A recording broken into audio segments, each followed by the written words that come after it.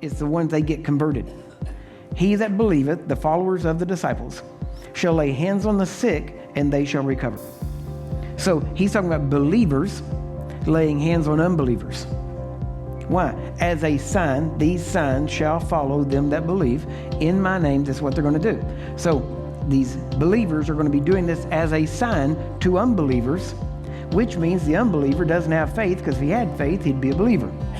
But from what I understand, that if you build a house and the foundation's even a little bit wrong, you pay for it later on. Religious cow, but healing is not gained through intimacy. That's manipulation. Okay, healing, if that was the case, then, how come so many of these other scriptures teach contrary? When the disciples said, hey, this dude's casting out demons and healing the sick in your name. He had no intimacy with Jesus. Many will say to him, Lord, Lord, on that day, did we not heal the sick and cast out demons? Hey, he said, depart from me, I never. In other words, there was no intimacy. So how did they heal and how did they cast out if there was no intimacy?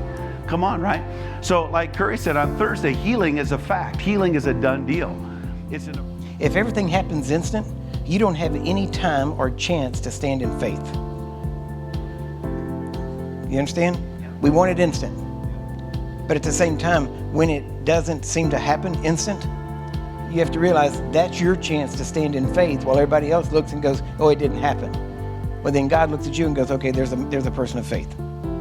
And so you have to realize, and you have to see what you put in, it goes in. You pour water on a plant, it doesn't all of a sudden jump up. Why? It has to go into the root and come up through the root, and then you see it in the leaves.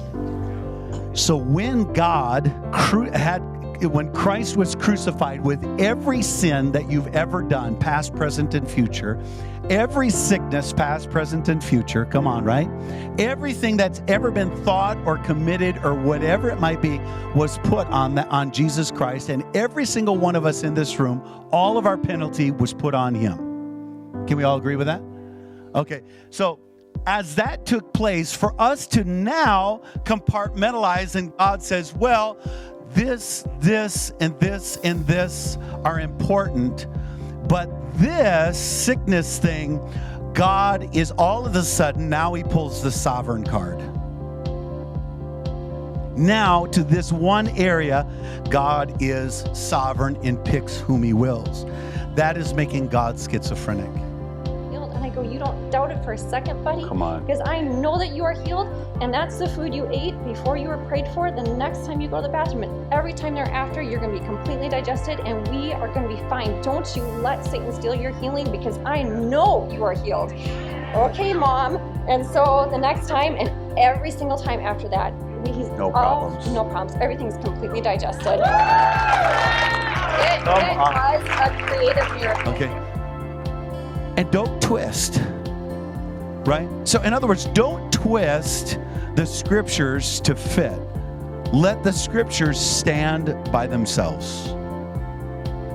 They will stand by themselves as truth. Like you mean it.